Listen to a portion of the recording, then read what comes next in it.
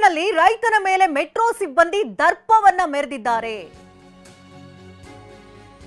ಅನ್ನದಾತನ ಮೇಲೆ ಇಲ್ಲಿ ದರ್ಪವನ್ನ ಮೆರೆದಿದ್ದಾರೆ. ಮೆಟ್ರೋ ಸಿಬ್ಬಂದಿ ರೈತನ ಬಟ್ಟೆ ಕ್ಲೀನ್ ಇಲ್ಲ ಅಂತ ಒಳಗೆ ಬೀಳದೆ ಸಿಬ್ಬಂದಿ ಇಲ್ಲಿ ಸತಾಯಿಸಿದ್ದಾರೆ. ರೈತನನ್ನ ಮೆಟ್ರೋ ನಿಲ್ದಾಣದ ಒಳಗೆ ಬೀಳೋದಕ್ಕೆ ನಿರಾಕರಿಸಿದ್ದಾರೆ. ರಾಜಾಜಿನಗರ ಮೆಟ್ರೋ ನಿಲ್ದಾಣದಲ್ಲಿ ರೈತನಿಗೆ ಅಪಮಾನವಾಗಿದೆ. ರಾಜ್ಯದ ಅನ್ನದಾತರಿಗೆ ಬೇರೆ ರಾಜ್ಯದಿಂದ ಬಂದು ಇಲ್ಲಿ ಕೆಲಸ ಮಾಡುವಂತವರು ಇಲ್ಲಿ ದರ್ಪವನ್ನ ಮೆರಿತಾ ಇರೋದನ್ನ ನಾವು ಗಮನಿಸ್ತಾನೆ ಇದೀವಿ. ಇದೀಗ ರೈತನಿಗೆ ಅಪಮಾನವಾಗಿದೆ. ಮೆಟ್ರೋ ಸಿಬ್ಬಂದಿಯಿಂದ ಅಮಾನವೀಯ ವರ್ತನೆ ಇದು. ರಾಜಾಜಿನಗರ ಮೆಟ್ರೋ ಸಿಬ್ಬಂದಿಯ ದರ್ಪದ ದೃಶ್ಯಗಳು ಕೂಡ ಸರಿಯಾಗಿದೆ. ಮೆಟ್ರೋ ಸಿಬ್ಬಂದಿಯ ದುರಹಂಕಾರದ ವರ್ತನೆಗೆ ಖಂಡನೆ ಕೂಡ ವ್ಯಕ್ತವಾಗ್ತಾ ಇದೆ. ಮೆಟ್ರೋ ಸಿಬ್ಬಂದಿ ನಡೆ ವಿರುದ್ಧ ಸಾರ್ವಜನಿಕರು ಆಕ್ರೋಶವನ್ನು ವ್ಯಕ್ತಪಡಿಸಿದ್ದಾರೆ. ದುಡ್ಡಿಲ್ಲ ಹಾಕೊಂಡಿದ್ದಾರೆ ಅವರು. ನಾನ್ ಚೆನ್ನಾಗಿ ಹಾಕೊಂಡಿದ್ದೀನಿ, ನನಗೆ ಫ್ರೀ ಬಿಡ್ತಾರಾ? ನಂದು ಹೆಂಗಿದ್ ನೋಡಿ, ಲಕ್ಕ ಹೊಳಿದ್, ನನಗ್ ಬಿಡ್ತಾರಾ ಫ್ರೀ ಆಗಿ? ಅವ್ರ ಹತ್ರ ಏನಾರ ನೋಡಿ ಸರ್, ರಿಕ್ವೆಸ್ಟ್ ಮಾಡ್ಕೊಳ್ತೇನೆ ನಿಮ್ಮ ಹತ್ರ. ಅವ್ರ ಹತ್ರ ಏನಾರ ಇದ್ರೆ ನೀವು ಇದು ಮಾಡಿ, ಏನಾರ ಇದ್ರೆ ತೆಗೆದು ಹೊರಗೆ ಕಳಿಸಿ, ನಾನೇನ್ ಹೇಳಲ್ಲ. ವಾರ್ನಿಂಗ್ ಮಾಡಿದ್ದಾರೆ ಸರ್. ಆಗಲ್ಲ ಸರ್. ಪಾಪ ಅವರು ಗಲೀಜಿರ್ಲಿ, ರೈತರವ್ರು ಪಾಪ ಅವ್ರಿಗೆ ಏನು ಗೊತ್ತಾಗತ್ತೆ ಹೇಳಿ. ನೀವು ಗಲೀಜ್ ಆಗ್ತದೆ ನೀವು ಹೇಳಿ, ವಿಚಾರ ಮಾಡಿ. ಹಳ್ಳಿಯವರು ಅವರು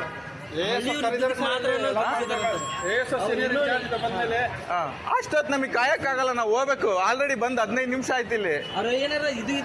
ಏನಾರ ಪ್ರಾಬ್ಲಮ್ ಇರೋ ಹೊರಗೆ ಕಳಿಸಿ, ನಾನೇನು ಹೇಳಲ್ಲ. ನಾನು ಅಗ್ರಿ ಆಗ್ತೇನೆ ಸರ್, ಅದಕ್ಕೆ ನಾನು ಅಗ್ರಿ ಆಗ್ತೇನೆ. ಬಟ್ ನೀವು ಗಲೀಜಿದೆ ಅಂತಂದ್ರೆ ಬಿಡಬಾರ್ದು. ಆ ತರ ನಿಮ್ಗೆ ತಪ್ಪಾಗುತ್ತೆ. ಅದ್ ಹೆಂಗಿದೆ ಹೇಳಿ ರೂಲ್ಸ್? ಎಲ್ಲಿದೆ ಗಲೀಜ್ ಬಟ್ಟೆಗೆ ಬಿಡಲ್ಲ ಅಂತ ಬೋರ್ಡ್ ಹಾಕಿದ್ರ ಈ ತರ ಗಲೀಜಿದೆ ನಾವು ಬಿಡ. ಹಂಗಿದ್ರೆ ಸರಿ, ನಾನು ಹೊಸ ಪಂಚೆ ಕುಡಿಸಿ ಕರ್ಕೊಂಡು ಹೋಗ್ತೀನಿ ಒಳಗ ಅವ್ರನ್ನ. ಆ ತರ ಬಿಡಬಾರ್ದು, ನಾನು ಮಾಡಬಾರ್ದು. ನಡೀರಿ ಚಲೋ ಭಯ್ಯ, ಚಲೋ ಅಂದರ್ ಚಲೋ. ನಾವು ಮೆಟ್ರೋದಲ್ಲಿ ಬಂದಿದೀವಿ. ಇವ್ರನ್ನ ಮೆಟ್ರೋದೊಳಗೆ ಬಿಡ್ತಿಲ್ಲ, ಯಾಕಂದ್ರೆ ಇವ್ರದ್ದು ಡ್ರೆಸ್ ಗಲೀಜಿದೆ ಅಂತ.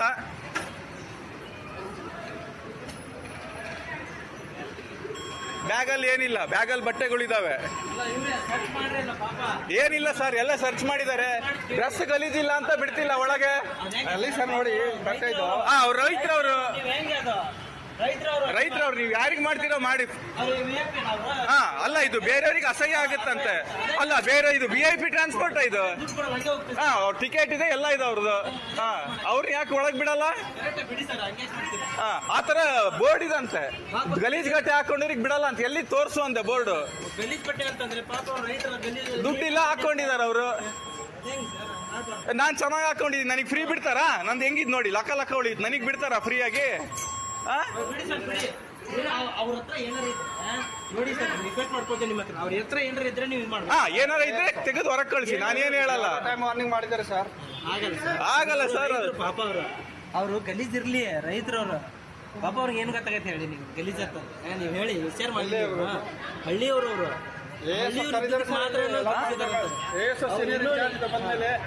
ಅಷ್ಟೊತ್ತು ನಮಗೆ ಕಾಯಕ್ಕಾಗಲ್ಲ, ನಾವು ಹೋಗ್ಬೇಕು. ಆಲ್ರೆಡಿ ಬಂದ್ 15 ನಿಮಿಷ ಆಯ್ತು ಇಲ್ಲಿ. ಏನಾರ ಇದು ಇದ್ರೆ ಏನಾರ ಪ್ರಾಬ್ಲಮ್ ಇರೋ ಹೊರಗೆ ಕಳಿಸಿ, ನಾನೇನು ಹೇಳಲ್ಲ. ನಾನು ಅಗ್ರಿ ಆಗ್ತೇನೆ ಸರ್, ಅದಕ್ಕೆ ನಾನು ಅಗ್ರಿ ಆಗ್ತೇನೆ. ಬಟ್ ನೀವು ಗಲೀಜಿದೆ ಅಂತಂದ್ರೆ ಬಿಡಬಾರ್ದು. ಆ ತರ ನಿಮ್ಗೆ ತಪ್ಪಾಗುತ್ತೆ. ಅದ್ ಹೆಂಗಿದೆ ಹೇಳಿ ರೂಲ್ಸ್? ಎಲ್ಲಿದೆ ಗಲೀಜ್ ಬಟ್ಟೆಗೆ ಬಿಡಲ್ಲ ಅಂತ ಬೋರ್ಡ್ ಹಾಕಿದ್ರ ಈ ತರ ಗಲೀಜಿದೆ ನಾವು ಬಿಡ. ಹಂಗಿದ್ರೆ ಸರಿ, ನಾನು ಹೊಸ ಪಂಚೆ ಕುಡಿಸಿ ಕರ್ಕೊಂಡು ಹೋಗ್ತೀನಿ ಒಳಗ ಅವ್ರನ್ನ. ಆ ತರ ಬಿಡಬಾರ್ದು, ನಾನು ಮಾಡಬಾರ್ದು. ನಡೀರಿ ಚಲೋ ಭಯ್ಯ, ಚಲೋ ಅಂದರ್ ಚಲೋ. ನಾವು ಮೆಟ್ರೋದಲ್ಲಿ ಬಂದಿದೀವಿ. ಇವ್ರನ್ನ ಮೆಟ್ರೋದೊಳಗೆ ಬಿಡ್ತಿಲ್ಲ, ಯಾಕಂದ್ರೆ ಇವ್ರದ್ದು ಡ್ರೆಸ್ ಗಲೀಜಿದೆ ಅಂತ. ಘಟನೆಗೆ ಸಂಬಂಧಪಟ್ಟಂತೆ ಹೆಚ್ಚಿನ ಡೀಟೇಲ್ಸ್ ಅನ್ನು ಕೊಡ್ತಾರೆ ನಮ್ಮ ಪ್ರತಿನಿಧಿ ಕಿರಣ್ ಸೂರ್ಯ. ಮೆಟ್ರೋ ಸಿಬ್ಬಂದಿ ಈ ರೀತಿ ವರ್ತನೆ ಯಾಕೆ ಅಂತ? ದೊಡ್ಡವರಿಗೊಂದು ನ್ಯಾಯ, ರೈತರಿಗೊಂದು ನ್ಯಾಯ. ಬಟ್ಟೆ ಕೊಳಕಿದ್ರೆ ಅಲ್ಲಿ ಒಳಗಡೆ ಬಿಡಲ್ಲ ಅಂತ ಏನಾದ್ರು ರೂಲ್ಸ್ ಇದೆಯಾ? ಶಕುಂತಲ, ಖಂಡಿತವಾಗ್ಲೂ ಕೂಡ ಈ ಮೆಟ್ರೋ ಸೆಕ್ಯೂರಿಟಿಗಳ ದರ್ಪ ಮತ್ತೆ ದೌರ್ಜನ್ಯಕ್ಕೆ ಬೆಸ್ಟ್ ಎಕ್ಸಾಂಪಲ್ ಅಂತ ಹೇಳ್ಬೋದು. ಇವರ ಒಂದು ದರ್ಪ ದೌರ್ಜನ್ಯ ಯಾವ ತರವಾಗಿರುತ್ತೆ ಅಂತ ಹೇಳಿದ್ರೆ, ಮೆಟ್ರೋದಲ್ಲಿ ಪ್ರಯಾಣ ಮಾಡುವಂತ ಪ್ರಯಾಣಿಕರಿಗೆ ಇವರ ವರ್ತನೆ ಈ ತರವಾಗೇ ಇರುತ್ತೆ ಅನ್ನೋಂಥದಕ್ಕೆ ನಿಜವಾಗ್ಲೂ ಕೂಡ ಆ ಸಾಮಾಜಿಕ ಜಾಲತಾಣದಲ್ಲಿ ಸಾಕಷ್ಟು ಆಕ್ರೋಶ ವ್ಯಕ್ತವಾಗ್ತಿರುವಂತದ್ದು. ಕಾರಣ ಏನು ಅಂತ ಹೇಳಿದ್ರೆ, ಕಳೆದ 2 ದಿನಗಳ ಹಿಂದೆ ರೈತನೊಬ್ಬ ತನ್ನ ಬಟ್ಟೆಯೊಂದಿಗೆ ಮೆಟ್ರೋದಲ್ಲಿ ಪ್ರಯಾಣ ಮಾಡುವಂತ ಸಂದರ್ಭದಲ್ಲಿ ರಾಜಾಜಿನಗರ ಮೆಟ್ರೋದಲ್ಲಿದ್ದಂತ ಈ ಸೆಕ್ಯೂರಿಟಿ ಗಾರ್ಡ್ಗಳೇನಿದ್ದಾರೆ ಅವರು ಆತನನ್ನ ಒಳಗೆ ಬಿಡದೆ ಗಂಟೆಗಟ್ಟಲೆ ಅಲ್ಲಿ ನಿಲ್ಲಿಸಿದಂತ ಒಂದು ಪ್ರಸಂಗ ಕೂಡ ನಡೆದಿರುವಂತದ್ದು. ಸಹ ಪ್ರಯಾಣಿಕರು ಸಾಕಷ್ಟು ಆಕ್ರೋಶನ ಕೂಡ ವ್ಯಕ್ತಪಡಿಸಿದ್ರು. ಕಾರಣ ಏನು ಅಂತ ಹೇಳಿದ್ರೆ, ಇದು VIP ಟ್ರಾನ್ಸ್ಪೋರ್ಟ್ ಅಂದ್ರೆ ಮೆಟ್ರೋದಲ್ಲಿ ಯಾರು ಕೂಡ ಬಡವರು, ಬಗ್ಗರು ಮತ್ತೆ ರೈತರು ಪ್ರಯಾಣವನ್ನು ಮಾಡಬಾರ್ದಾ? ಆ ತರದ್ ಏನಾದ್ರು ರೂಲ್ಸ್ ಇದೆಯಾ ಅಂತ ಪ್ರಶ್ನೆಯನ್ನು ಮಾಡಿರುವಂತದ್ದು. ಆದ್ರೆ ಪ್ರಶ್ನೆ ಮಾಡಿದಂತ ಸಂದರ್ಭದಲ್ಲಿ ಅಲ್ಲಿದ್ದಂತ ಸೆಕ್ಯೂರಿಟಿ ಗಾರ್ಡ್ಗಳೇನಿದೆ ಅಂದ್ರೆ ಬೇರೆ ಬೇರೆ ರಾಜ್ಯಗಳಿಂದ, ನೀವು ಕೂಡ ಹೇಳ್ತಾ ಇದ್ರಿ ಶಕುಂತಲ, ಬೇರೆ ಬೇರೆ ರಾಜ್ಯಗಳಿಂದ ಬಂದಿರುವಂತವ್ರು, ಕನ್ನಡವೇ ಬರ್ದೇ ಇರುವಂತ ಸೆಕ್ಯೂರಿಟಿ ಗಾರ್ಡ್ಗಳನ್ನ BMRCಯಲ್ಲಿ ನೇಮಕ ಮಾಡ್ಕೊಂಡಿರುವಂತದ್ದು. ಇವರ ಉದ್ದಟತನ, ದರ್ಪ ದೌರ್ಜನ್ಯ ಯಾವ ತರ ಅಂತ ಹೇಳಿದ್ರೆ, ಆತನನ್ನ ಆತನನ್ನ ಒಳಗೆ ಬಿಡದೆ ಈ ತರದೊಂದು ಬೋರ್ಡ್ ಇದೆ, ಆತನ ಬಟ್ಟೆ ಗಲೀಜಾಗಿದೆ ಅನ್ನುವಂತ ಏಕೈಕ ಕ್ಷುಲ್ಲಕವಾದಂತ ಸಣ್ಣದಾದಂತ ಒಂದು ಕಾರಣವನ್ನು ಕೊಟ್ಟು ಆತನನ್ನ ತುಂಬಾ ಅಸಹ್ಯವಾಗಿ ನಡೆಸ್ಕೊಂಡಿರುವಂತದ್ದು, ಆತನಿಗೆ ಸಾಕಷ್ಟು ಅಪಮಾನ ಮತ್ತೆ ಅವಮಾನವನ್ನು ಕೂಡ ಮಾಡಿರುವಂತದ್ದು.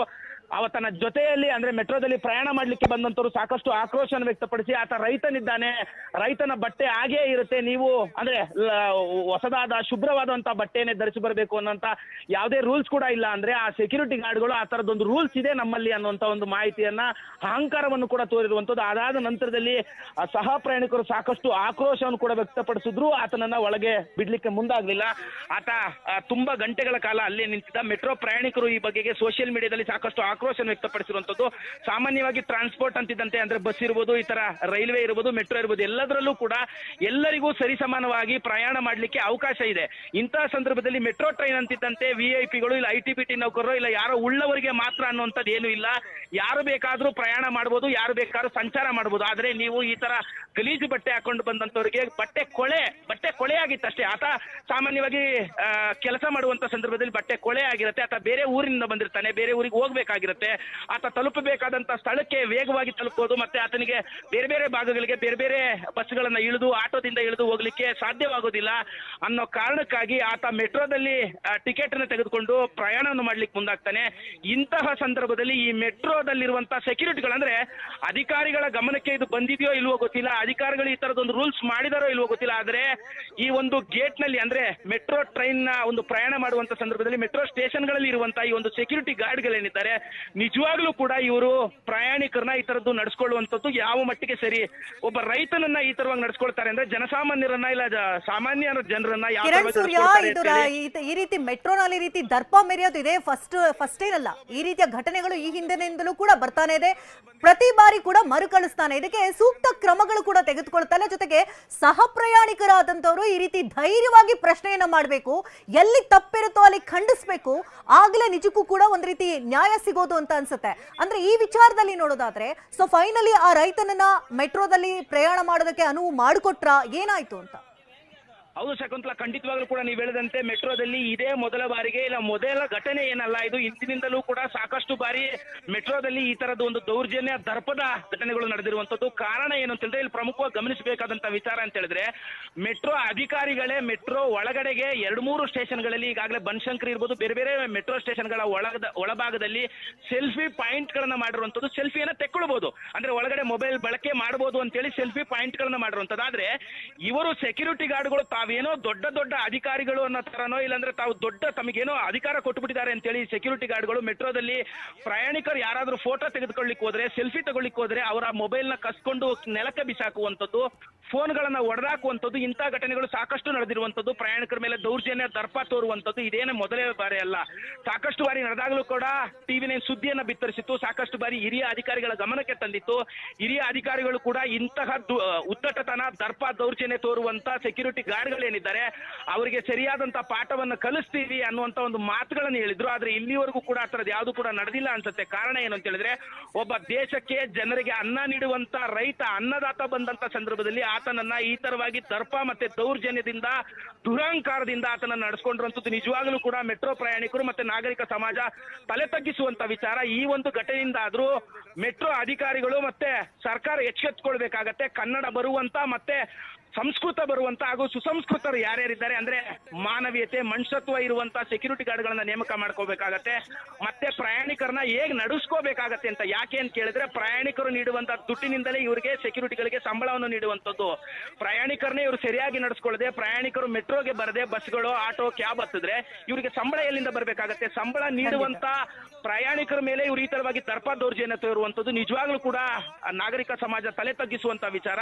ಅದರಲ್ಲೂ ಒಬ್ಬ ಅನ್ನದಾತನಿಗೆ ಈ ತರವಾಗಿ ಗಂಟೆಗಟ್ಟಲೆ ನಿಲ್ಲಿಸಿಕೊಂಡು ಅವನಿಗೆ ಪ್ರಯಾಣ ಮಾಡ್ಲಿಕ್ಕೆ ಅವಕಾಶವನ್ನು ಕೊಡದೆ ವಾಪಸ್ ಕಳಿಸಿರುವಂತದ್ದು ನಿಜವಾಗ್ಲೂ ಕೂಡ ಪ್ರಯಾಣಿಕರು ಮತ್ತೆ ಜನಸಾಮಾನ್ಯರಿಗಾಗಲೇ ಸೋಷಿಯಲ್ ಮೀಡಿಯಾದಲ್ಲಿ ಆಕ್ರೋಶ ವ್ಯಕ್ತಪಡಿಸಿದ್ರು. ಇದರಿಂದ ಕೂಡಲೇ ಸರ್ಕಾರ ಎಚ್ಚೆತ್ತುಕೊಂಡು ಬೇರೆ ಬೇರೆ ರಾಜ್ಯಗಳಿಂದ ಏನು ಬಂದಿದ್ದಾರೆ ಅಂದ್ರೆ ಉತ್ತರ ಭಾರತ ಇರಬಹುದು, ತಮಿಳುನಾಡು, ಆಂಧ್ರ, ಕೇರಳ ಇದರ ಬೇರೆ ಬೇರೆ ರಾಜ್ಯಗಳಿಂದ ಬಂದು ಅಂದ್ರೆ ರಾಜ್ಯದಲ್ಲಿರುವಂತಹ ಬಡವರು ಬಗ್ಗರು ಈ ತರದೆಲ್ಲರೂ ಕೂಡ ಮೆಟ್ರೋದಲ್ಲಿ ಓಡಾಡುವಂತ ಸಂದರ್ಭದಲ್ಲಿ ಅವರಿಗೆಲ್ಲ ಇವರ ರೂಲ್ಸ್ ರೆಗ್ಯುಲೇಷನ್ಸ್ ಗೊತ್ತಿರೋದಿಲ್ಲ.